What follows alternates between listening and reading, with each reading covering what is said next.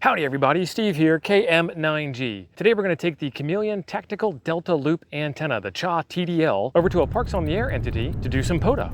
I have no idea what to expect with this antenna, but it's going to be fun no matter what. Let's go get it set up. Well, today's a little overcast, but we've got the solar panel out anyway, and we're getting a little over an amp and a half of power into the battery. And I kind of got stuck out without any internet. So I have my Power Queen battery into my power drive, powering my Starlink. That's a whole lot of power. But I had to put the Starlink on the roof, and there will be a video up here about how I did that and kind of the reasons why. But this is some of the things that you can do when you bring everything with you. So the hub kit comes with the hub. I guess that's why they call it the hub kit. And this allows you to do quite a lot of different things with a bunch of different parts. We'll get into what the extra parts are, but right now this is just the hub kit parts. It comes with a pretty slick little wire winder, and then it comes with the 25-foot Kevlar Teflon coated wire that allows you to make the Delta Loop. What we're gonna need is either the mini or the micro, and we're gonna need the spike, and we're gonna need two 17-foot whips in order to make this Delta Loop antenna. The spike in the ground, and I'm gonna put the hub on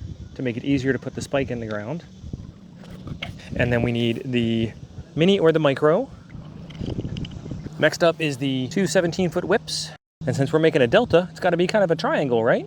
At the top of each one of these telescoping whips, there is a little bit of wire that gets folded back. And you hook that up there, and then you take this clip to make the electrical connection over top of the whip. So you have strain relief and electrical connection. I got to do that on both sides. Here we go.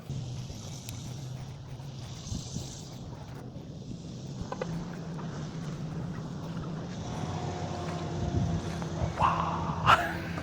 That's pretty crazy. For coax, I have 50 foot of RG58 with an inline choke. We're going to put this at the feed point of the antenna to make sure that the coax itself is not part of the radiator. I left my Nano VNA back at the camper, so the only way to really test out if this antenna is good or not is with the SWR scanner that is built in to the X6100. If you're interested in this case that perfectly fits the X6100, I have a video right up there for you. We're going to start off on 80 meters, and we're going to see how the SWR scanner looks. All right, we're at 2-to-1 across the band there. The internal tuner in this radio could easily handle that. Let's get out of there. Let's change over to 60 meters. 60 meters is flat across the bottom there. That looks really good. Let's get out of there. Let's do 40. 40 meters, flat across the bottom. Nice. Let's get out of there. 30.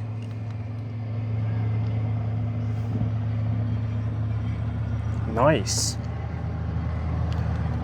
And real quick, you'll notice, let's wait for the truck to go by. Real quick, you'll notice that the ATU is off. If I turn the ATU on, that lights up there. So we're running this without the tuner.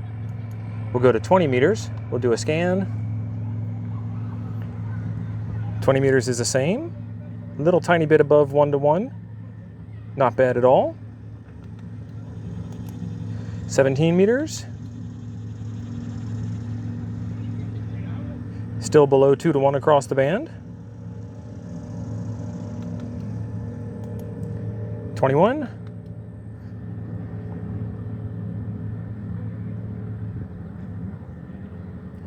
Nice and flat across the bottom. 24.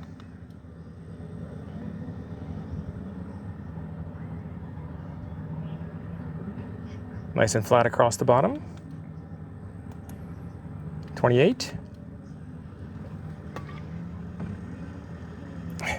I'm going to say it again, nice and flat across the bottom. And this is 6 meters.